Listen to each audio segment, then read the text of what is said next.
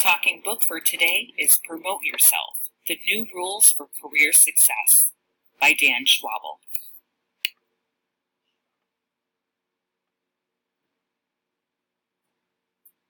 Chapter 2. Discover what you were meant to do. We are all born with extraordinary powers of imagination, intelligence, feeling, intuition, spirituality, and of physical and sensory awareness. A quote by Ken Robinson. Most of us who fall into the millennial demographic grew up hearing our parents tell us over and over that we're special, that we could be anything we wanted to be. And they tried to help us along by praising everything we did, whether we deserved it or not.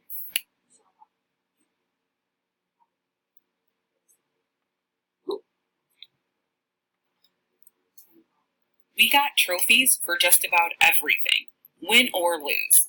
When I was a kid, I was the goalie on my soccer team, and let through more goals than I stopped.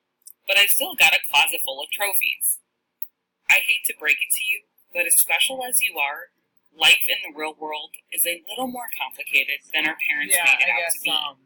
While there are plenty of opportunities for success, there are also obstacles, lots of them. In this chapter, we're going to be taking an honest look at both with the aim of helping you figure out a solid career path. But it's funny because she said they were coming and thing before she texted me. It's like, well, I guess I deserve that, right? Who are we anyway? Probably did For the that most on part, purpose. we millennials are a pretty optimistic bunch. I don't know. 84% of us believe we're going to get where we want to be in life. We expect to find our life's calling. And in the pursuit of meaningful work, we're willing to make sacrifices, including lower pay to get it. We also expect to retire at age 63, just 2 years older than today's average retirement age.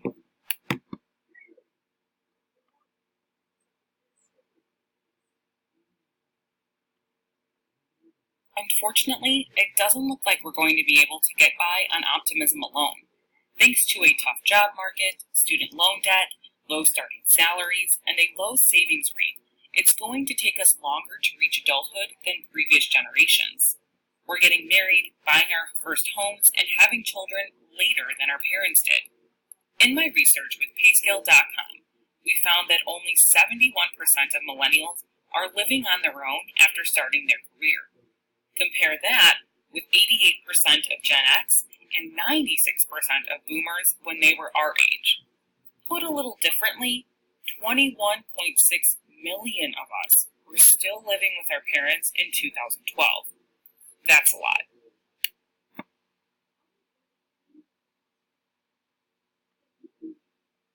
We've also had to rethink the definition of career.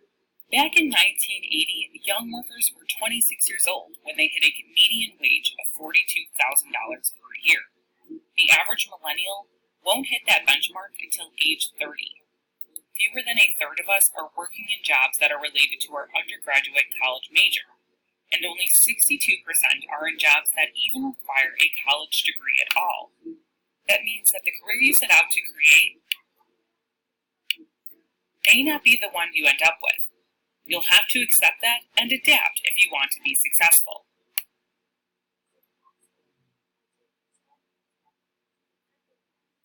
Given that, it's not much of a surprise that 38% of millennials who are currently working are actively looking for a different role, and 43% are open to offers.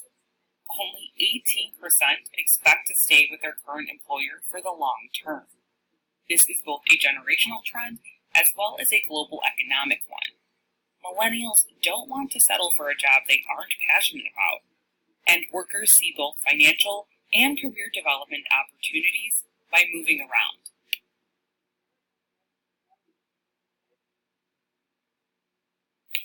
Another way to look at this is that our generation is the first ever to have a lower quality of life than their parents did. How low? One study estimates that by the time we reach age 65, our generation will be 25% less well off than our parents. Despite our optimism, we're not actually going to be able to retire until age 73.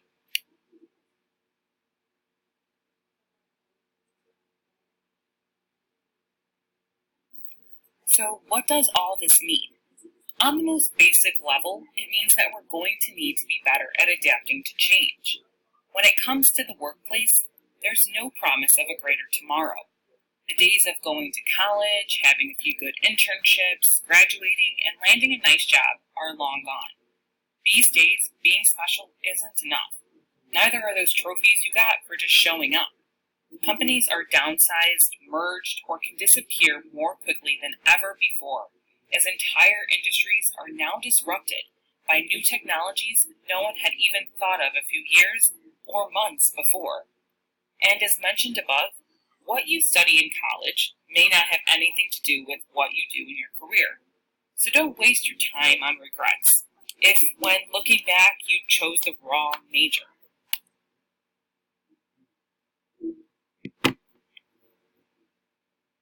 It also means that our definition of family is going to change. Besides telling us how great we were and still are, our parents tend to be very involved in our personal and professional lives.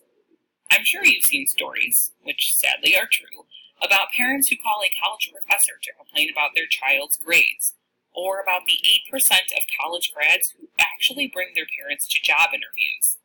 Despite, or maybe because of, that intrusiveness, 37% of us say a parent is our mentor, compared with 28% who say it's a professor, 21% who say it's a friend, and 17% who say a current or former employer.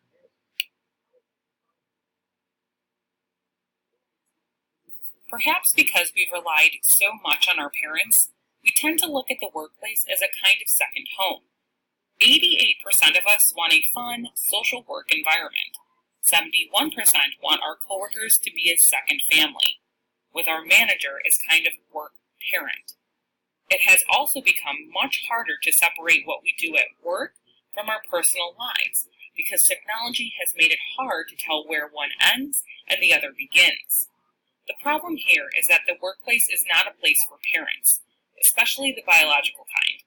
It's nice to have mentors and get advice from people you trust, but ultimately it's about independence. If you get a job because it's something your parents think you should be doing, you'll be less happy, less engaged, and more likely to quit or get fired. So what do you do?